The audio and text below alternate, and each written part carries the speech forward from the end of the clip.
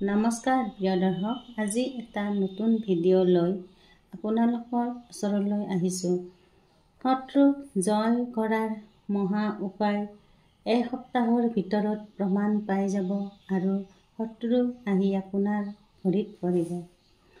শত্ৰুক আমি শত্ৰু বুলি জানিও একো কৰিব নোৱাৰোঁ। ই আমাৰ জীৱনৰ ডাঙৰ সমস্যা। বহুত টকা পইচা থাকিলেও বা বহুত শক্তিশালী মানুহেও এই সমস্যাৰ অন্ত কৰিব নোৱাৰে।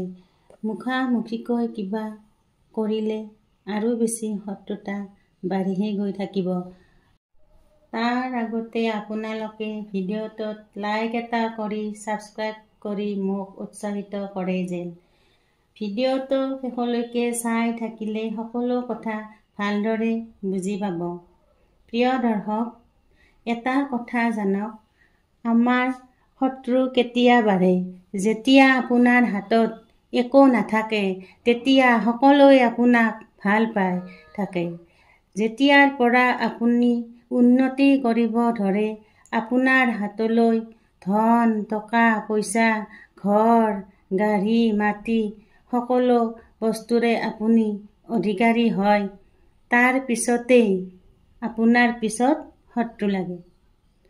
সেয়ে আপুনি সন্মুখৰ পৰা একো কৰিব নালাগে।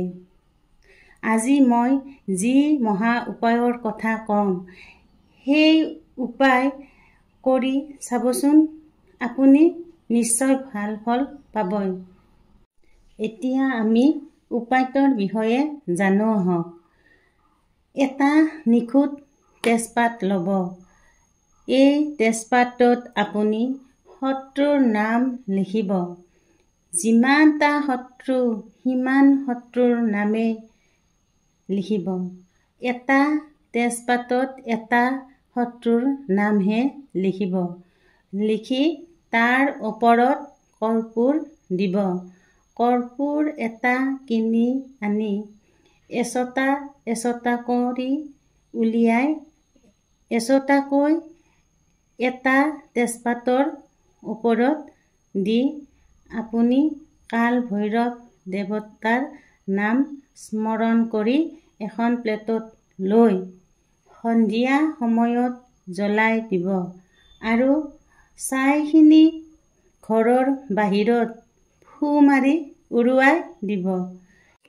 এইখিনি কৰি চাওকচোন, শত্ৰু বিনাশকাৰী দেৱতা কাল ভৈৰৱ দেৱৰ কৃপাত এসপ্তাহৰ ভিতৰত আপুনি ভাল ফল নিশ্চয় পাব। আৰু ভাল ফল পায় নে নেপায় কমেণ্ট কৰি মোক জনাব আৰু আপোনাৰ আত্মীয় বন্ধু বান্ধৱী সকলক শ্বেয়াৰ কৰি দিব। এইখিনিয়ে আজিলৈ, ধন্যবাদ।